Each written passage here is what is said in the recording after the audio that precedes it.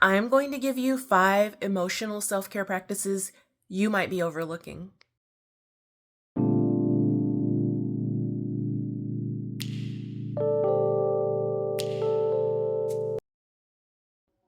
So, when self care comes to mind, we usually think about going shopping, taking a trip, going to the spa, getting a massage, these external practices that often cost money. You have to book time out of your schedule.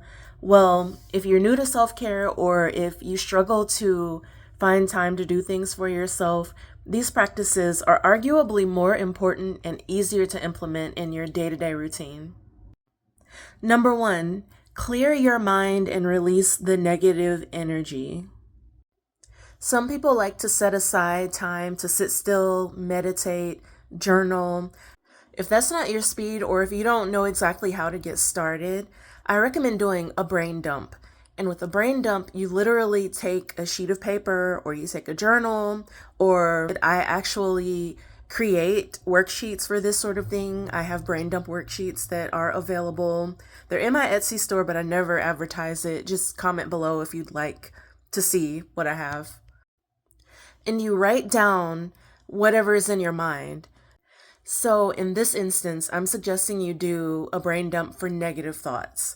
So, what you're going to write down on the page is all of your limiting beliefs, your fears, your concerns, your worries, your negative thoughts, your whatever you hear that's telling you that you're not good enough, that it won't work out, that you don't have enough, you can't be enough.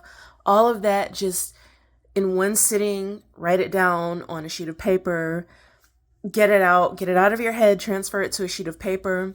Once you lay these things out in front of you, your mind will be free to return to rational thinking.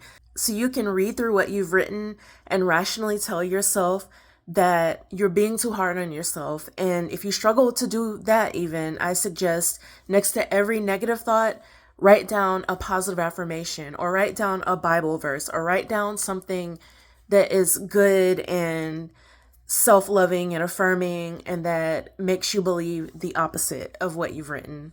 And I guarantee you, if you do that task, number one, writing down relieves the stress. It sort of frees your mind of feeling like you have to turn over the same ideas over and over again. And number two, you can debunk those thoughts by adding something positive next to it and then directing your mind to focus on the positive. And those are the thoughts that you can turn over in your mind over and over again instead of being caught in the cycle of negative thinking. Number two, get enough sleep. Now, for some people, that might seem like it's easier said than done, but for most of us, I'm willing to bet that if we shift our priorities, you can find the extra time you need to do things to take care of yourself, like taking a bubble bath at night, going to bed early, having a wind down routine. So, the wind down routine is something that I highly recommend if you have difficulty sleeping. So, basically, you start at least 2 hours before whatever time you hope to go to bed. So, like your desired bedtime, if it's at 10, you start winding down at 8. That doesn't mean you have to have everything done at 8, but it means you start shutting off the lights in the rooms in your house that you're not using. It means you put down social media, or maybe you give yourself one more hour to watch TV, be on social media, and then it's off with the electronics. You dim the lights in your room, you take a shower, take a bath before bed, you might spray your sheets down with lavender. Get a routine for yourself. Drink some tea. You have to physically signal for your body to start to slow down and prepare to go to bed. And so, by having a routine, and I mean a set routine that you are writing down and you stick to it every night, that's the way you can learn this new habit and shift to a more restful lifestyle. That means you're getting enough sleep every night. And believe me, sleep affects everything. It affects your mental health, it affects your physical health, it affects your blood sugar, it affects everything. Like, seriously, did you know that when you're sleep deprived, your blood sugar is actually higher the next morning? Number three is actually related to number two, and that is unplug. So, not only should you be unplugging at least an hour before bed every night, and I am so guilty of not doing that, but work in progress, but you should also unplug regularly, like throughout the day or on weekends. You could start by choosing 12 hours, a 12-hour time slot apart from when you're sleeping, and to just be disconnected from social media and to not watch the news even because, like it's an election year. The news gets pretty crazy. There's like a lot of negative stuff. There's a lot of like controversial stuff, a lot of arguing, a lot of like scary stuff, you got to unplug. So, yes, it's important to be informed, but it's also important to unplug. If you're a person who has to just like know the news, I recommend subscribing to a newspaper or like even better, getting the physical newspaper delivered to you and getting the news that way. Yes, it's going to still be like filtered through a news organization, but you won't be bombarded with all these colors and sounds and sound bites that are literally designed to trigger your emotions. Number 4, go outside. Seriously, go for a walk around the block. If there's a park, go for a walk in the park near you. If you have to travel a bit to get to the nicer park, go to the nicer park. But seriously, like there's air, there's trees, there's clouds, there's like all this wonderful stuff that God designed for us. And we sit inside buildings, for which I'm grateful. Love having a roof over my head, love having central AC and indoor plumbing and electricity and all that stuff. But we're natural beings, or at least our bodies are natural. And so it's only natural that we experience nature every now and again. And I am saying that as a person who does not like hiking or camping or being like around like the creatures and critters and bugs and stuff outside. But I do go for a walk. Now I have a dog, and so that sort of forces me, but I walk at least like 2 or 3 miles a day. One, because my dog has to go out, but two, I intentionally moved to a walkable neighborhood to force myself to get outside, to go for walks, and to not just be confined to the 4 walls. I swear, being outside will expand your mind so much. And number 5 is going to go under the general category of like, just take care of yourself.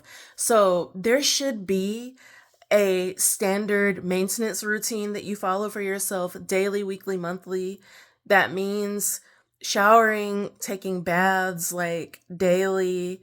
It means, keeping your grooming on point. It means like fragrance, if you're a fragrance person, if you're a perfume, a cologne, an essential oil person. And even if you're not, I highly recommend like getting something that smells good and using it on your body, because not only does it project, not only is it part of your presentation, not only do other people gravitate toward that in a positive way, but using your sense of smell is a great way to hack your mindset and to reduce stress.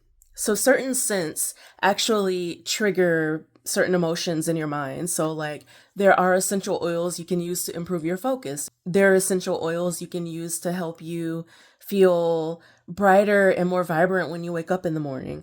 There are essential oils you can use to help you go to bed at night and wind down. In fact, I highly recommend using an oil diffuser or a room spray and scenting your bedroom, your home with certain scents when you get home from work to help you relax and before you go to bed at night.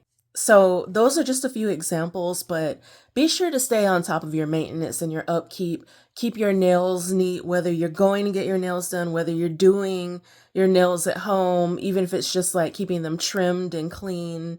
If you're a guy, keep your facial hair on point. Keep the hair on top of your head on point and neat. Take pride in how you dress, even if it's not like necessarily the style. Like, for example, if you have to wear the same thing to work, like a uniform or whatever, add your touch to it. Wear a brooch. Make sure your uniform is always clean and crisp and doesn't have a bad smell to it. Or, wear your favorite belt with it. There are ways that you can do what you have to do and follow dress codes and policies and still do a little bit of extra to feel good about yourself. Whatever that is, do it, own it, make it yours. That's all for now. I will probably do this list several times over with different suggestions, but self-care is so important. Investing in yourself is so important. And living a soft life actually begins with small practices that affirm you and lift you up. These are just a few tips to help you if you don't know where to start in terms of self-care and softening up your life. They're easy to implement. They're things that don't require you to go out and do anything extravagant. And they're things you can practice at, most importantly. You can keep trying them, find what works for you, implement a routine. Highly recommend writing things down and just following your schedule, like your nighttime routine. But that's all for this video. I will see you guys again very soon. Till then, take care and be well. Bye for now.